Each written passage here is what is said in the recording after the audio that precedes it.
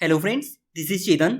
News ये है कि रिसेंटली हांगकांग ने अपने यहाँ एक ऐसा कानून पारित कर दिया है जो लोगों की अभिव्यक्ति की आज़ादी को पूरी तरह छीन लेगा।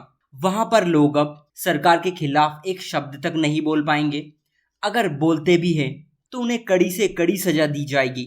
दावा ये भी किया जा रहा है कि इस बिल से चीन की हांगकांग पर पकड़ और भी मजबूत होगी। 8 मार्च को वहाँ की संसद में राष्ट्रीय सुरक्षा बिल लाया गया था, जिसे अब पारित कर दिया गया है। समझेंगे क्या है पूरी न्यूज़, ये कानून वहाँ के लोगों को किस तरह प्रभावित करेगा।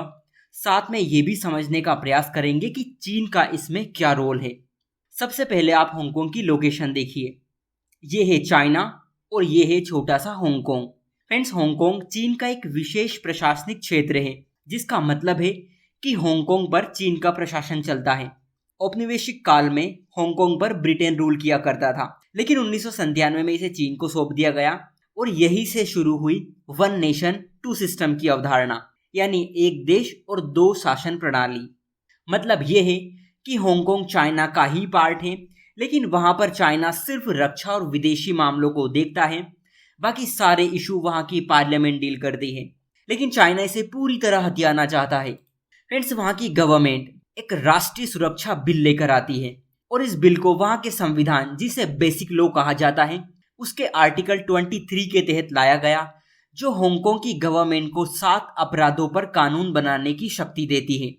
इसमें राजद्रोह, वहां की सरकार के खिलाफ तोड़फोड़, अलगाववादी विचारधारा, खुफिया जानकारी चोरी करना, विदेशी संगठनों के साथ साठगांठ करना, ये सभी चीजें शामिल हैं।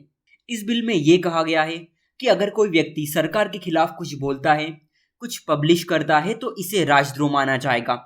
हालांकि इसमें पब्लिक इंटरेस्ट यानी जनहित शब्द जोड़ा गया है, जिसके सहारे लोगों के अधिकारों की रक्षा की जा सके, लेकिन इसका दायरा बहुत छोटा है, क्योंकि किसे जनहित कहा जाएगा और किसे राजद्रोह, ये वहां की गवर्नमेंट डिसाइड करेगी। इसमें यह कहा गया है कि लोग पब्लिक ऑर्डर यानी लॉ की व्यवस्था खराब नहीं कर सकते।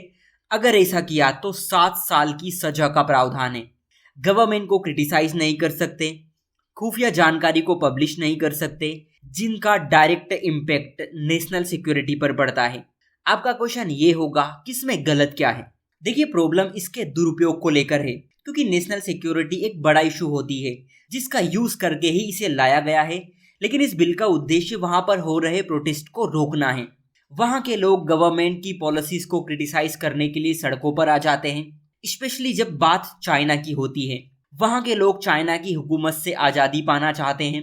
वो चाहते हैं कि हांगकांग एक स्वतंत्र एवं संप्रभु देश बने, और इसी बात को लेकर वहां पर बहुत सारे प्रोटेस्ट होते हैं, जिन्हें चाइना और वहां की गवर्नमेंट दबाना चाहती है। चाइना ये चाहता है कि जितनी जल्दी हो सके हांगकांग को पूरी तरह वन चाइना पॉलिसी में कन्वर्ट कर लिया जाए।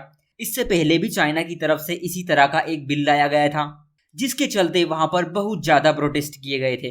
वहां के लोगों की ये मांग है कि विरोध प्रदर्शनों को दंगा ना माना जाए, वहां के लोगों को यूनिवर्सल वोटिंग राइट प्रोवाइड किए जाएं, पुलिस की बर्बरता की जांच हो, और जिन प्रदर्शनकारियों को गिरफ्तार किया गया है उन्हें माफ कर दिया जाए। ये वहां के लोगों की मांग है।